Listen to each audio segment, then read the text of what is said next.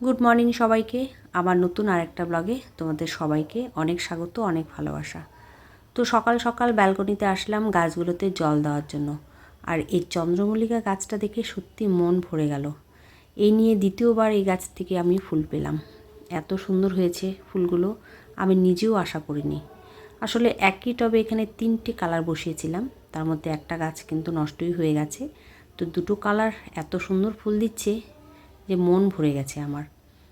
তো এখানে আজকে এখন গাছগুলোতে কালকে আর জল দিইনি, ফলে একটু গাছগুলো ঝিমিয়ে গেছে।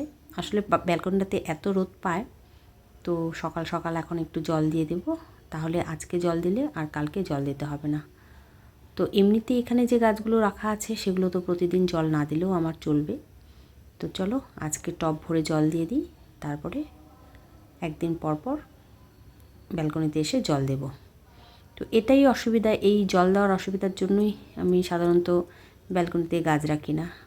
আসলে সময়ের এত অভাব, ছাদে যেহেতু পাইপ সেট করা আছে, একটু পাম্প চালিয়ে তাড়াতাড়ি জল দেওয়া যায়। আর এই সমস্ত ব্যালকনিতে গাছ রাখলে জল দিতেই অনেকটা সময় লেগে যায়। তো তবু দেখা যাক কতটা মেনটেন করতে পারি। সকাল সকাল আজকে ছাদটাকে একটু পরিষ্কার করে নিচ্ছি, নিচের ছাদটা। আর চলো নিচের ছাদে রাখা কিছু গাছ তোমাদের কাছে শেয়ার করি। এই যে এরিকা পাম গাছটা দেখছো, এটা বেশ কয়েক বছর হলো আমার কাছে আছে। টবটা ফেটেও গেছে। তো আমার এই নিচের ছাদের উপরে যেহেতু একটা বড় গাছ আছে, তো সেই বড় গাছের পাতাগুলো পড়ে এই এরিকা গাছটা প্রায় ভরে গেছে। তো আজকে এই গাছটাকে পরিষ্কার করে দিচ্ছি, আর খুব তাড়াতাড়ি আমি টবটাও চেঞ্জ করে দেবো। আর এদিকে আমার বেশ কিছু ইনডোর গাছ রাখা আছে, যেরকম স্নেক প্ল্যান্ট, তারপরে বেশ কিছু মানি প্ল্যান্ট। তো যেহেতু এই ছাদের উপরে একটা বড় গাছ আছে, ফলে এই জায়গাটাতে একটু ছায়া থাকে, তাই আমি এই গাছগুলো এই জায়গাটাতে রেখেছি।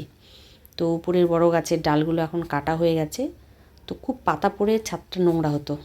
তো আর এই গাছগুলোর উপরই পাতাগুলো পড়তো। তো আজকে অনেকটা পরিষ্কার করে নিলাম।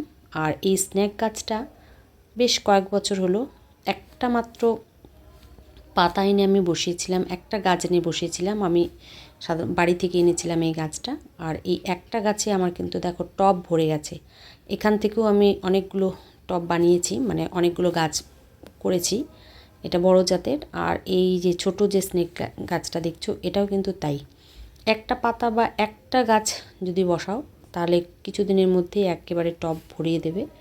প্রচুর তাড়াতাড়ি এটা মানে টব ভরে যায়। তো এখান থেকেও আমি বেশ কিছু গাছ মানে টব রেডি করব। আর এখানে আমার আছে সানসেট বেল। এটা এই সময়ে হয় গাছটা, বর্ষার সময় মেনলি ফুলটা ফোটে। সাধারণত শীতকালে এটা ডরমেন্সিতে থাকে এটাও। আর এই সময় এই ডালগুলো বের হয়, খুব সুন্দর হয় ফুলগুলো। সানসেট বেল গাছটার নাম। এটা নিচে একটা কন্দ আছে, তো লিলি গাছের মতো। এই যে দেখছো, এখানেও কিন্তু আমার একটা কন্দ রাখা আছে। তোমরা চাইলে এই বর্ষার পরে মানে শীতকালে এই কন্দটা বের করে বালিতে সংরক্ষণ করে রাখা যায়, তবে আমার টবেই থাকে। আর এই সময় আবার সেই কন্দ থেকে ডাল বের হয়। আর এখানে আমার চা পাতাগুলো রাখা আছে। প্রতিদিন চা খাওয়ার পরে চা পাতাগুলো ফেলে না দিয়ে তোমরা ধুয়ে এভাবে সংরক্ষণ করে রাখবে, এগুলো গাছের পক্ষে খুব ভালো খাবার। আর এদিকে আছে মানি প্ল্যান্ট। তো এই মানি প্ল্যান্ট অনেকগুলো ডাল কেটে দিয়েছি, তো আবার এখন হচ্ছে। এমনিতে ছোট ছোট করে অনেক জায়গায় আমার মানি প্ল্যান্ট গাছ বসানো আছে। আর এখানে একটা বড় গাছ ছিল, এটা এবার মানে রোদটা এত কম পায়, ফলে এবার ফুল আমি এই গাছটা থেকে পাইনি। তো এই গাছটাকেও উপরের ছাদে নিয়ে যাব। আর এরিকা গাছের পাতাগুলো কেটে টবটা খুব তাড়াতাড়ি চেঞ্জ করে দেব। এখানে আমার আম গাছটা আছে, এই আম গাছটাতে এত মূল এসছে, তবে সব মূল থেকে কিন্তু মানে সবগুলো মূল থেকে ফল আসেনি। দেখলাম অনেক মূলই ঝরে পড়ে গেছে, কয়েকটা শুধু গুটি হয়েছে। তো দেখা যাক কতগুলো আম পাই। একবার শুধু ফাঙ্গিসাইড স্প্রে করেছিলাম, আর 4-5টা করে একটু গোবর সার দিয়ে দিয়েছিলাম। তো দেখা যাক, প্রত্যেক বছর তো হয় 3টে 4টে হয়। তো এবার জানি না, মূল এসছে প্রচুর, কটা আম পাবো। আর এই আম গাছের মধ্যে যে নয়নতারা গাছটা, সেটা থেকেও বেশ ভালো সার পেয়ে ফুল হয়েছে।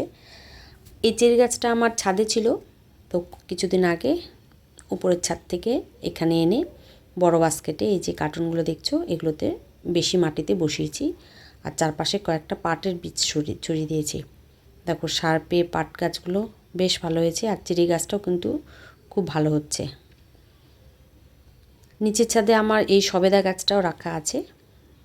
সবেদা গাছটা থেকে এবার আশা করি ফল পাবো, জানি না এগুলো ফুল কিনা, তো আশা করছি ফল হবে, এইগুলো ফুলই হবে। তো আপাতত বড় না হলে কিছু বুঝতে পারছি না, যেহেতু প্রথম, তো যখন হবে যদি ফল পাই অবশ্যই তোমাদের দেখাবো। তো এটাও আমার একটা অনেক দিনের শখ, ছাদে সবেদা হবে। এর আগে একটা গাছ এনে বসিয়েছিলাম, গাছটা ভেঙে গেছে, ফলে আর গাছটা থেকে আমি ফল পাইনি। এখনও গাছটা আমার রাখা আছে। আর একটা অনেক দিনের ইচ্ছে এবার পূরণ হয়েছে, খুব ইচ্ছে ছিল ছাদে সজনা ফলাবো। তো প্রত্যেকবার বাড়িতে গিয়ে মানে কয়েকবার বাড়ি থেকে ডাল নিয়ে এসেছিলাম সজনা, কিন্তু কোনোবার গাছ হয়নি, ডালগুলো নষ্ট হয়ে যায়। তো এবারও এই বস্তার মধ্যে 2টো ডাল বসিয়েছি, তার মধ্যে একটা ডাল হয়েছে, এবার প্রচুর ফুলও এসছে, তো তার থেকে 2টো সজনা হয়েছে। তো এই 2টো সজনা আমি এবার পেয়েছি, আমি সত্যি খুব খুশি। অনেক দিনের শখ আমার পূরণ হলো যে না, আমি ছাদে সজনা ফলাতে পারলাম। তো খুব তাড়াতাড়ি আমি এই ডালটা অন্য জায়গায় মানে অন্য একটা বড় টবে বসিয়ে দিব। তো এভাবেই চলছে নিচের কিছু ছাদের পরিচর্যা, মানে নিচের ছাদের কিছু গাছের পরিচর্যা করার জন্যই একেবারে সকালবেলা লেগে পড়েছি। তারপরে সারাদিনের কাজকর্ম তো থাকবেই। আর এখানেও আছে একটা ক্যামেলিয়া গাছ, এই গাছটা এক সময় ছিল ছাদে, তো এটাও নষ্ট হয়ে যায়, ফলে নতুন চারা নিয়ে এসেছিলাম। তো অনেক দিন পর রিপোর্টিং করেছিলাম, ফলে গাছটা এখনও ছোটো আছে, নাহলে এতদিনে বড় হয়ে যেত। আজকে করব আসলে নার্সারি থেকে গাছ আনার পর সাথে সাথে মানে 1 সপ্তাহ তো আমাদের ছাদে এমনি রাখা প্রয়োজন, তারপরে গাছটাকে রিপোর্টিং করার প্রয়োজন।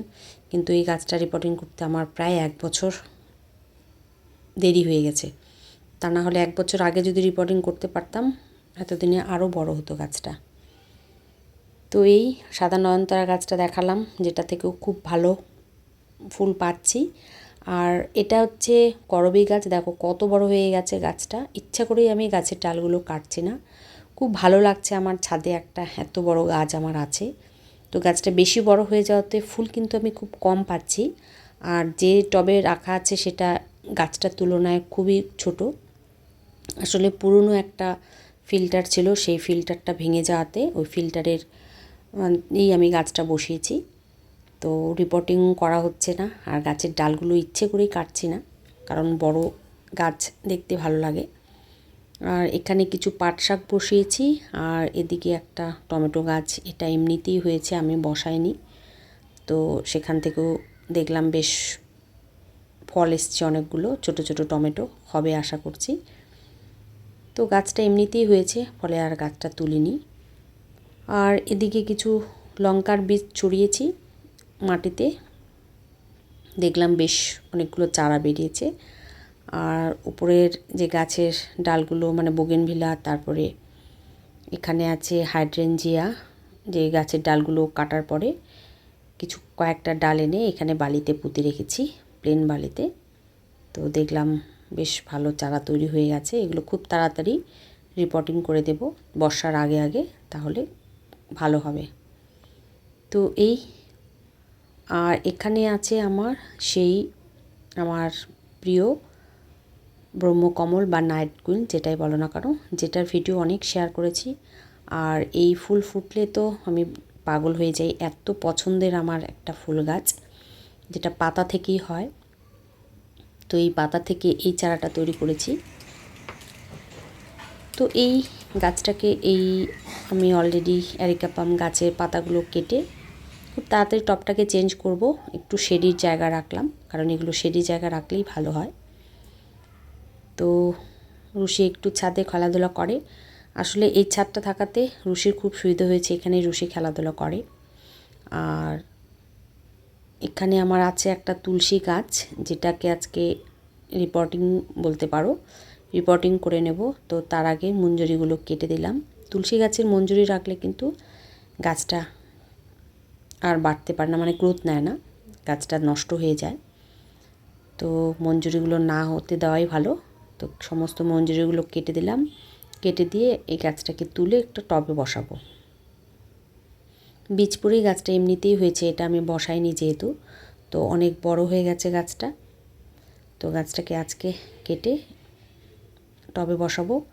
তো এখানে নিচে টবে কিছু শুকনো পাতা, কিছু কিচেন ওয়েস্ট দিয়ে দিলাম। দিয়ে এবার মাটি সমেত অর্ধেকটা কেটে নিয়ে টবে বসিয়ে দেবো, তাহলেই হয়ে যাবে। উপরে কিছু মাটি দিয়ে দেব। তো তুলসী গাছটা বসিয়ে দিই। তো চলো, নিচের অনেকগুলো জমানো কাজ আজকে হয়ে গেল সকাল সকাল।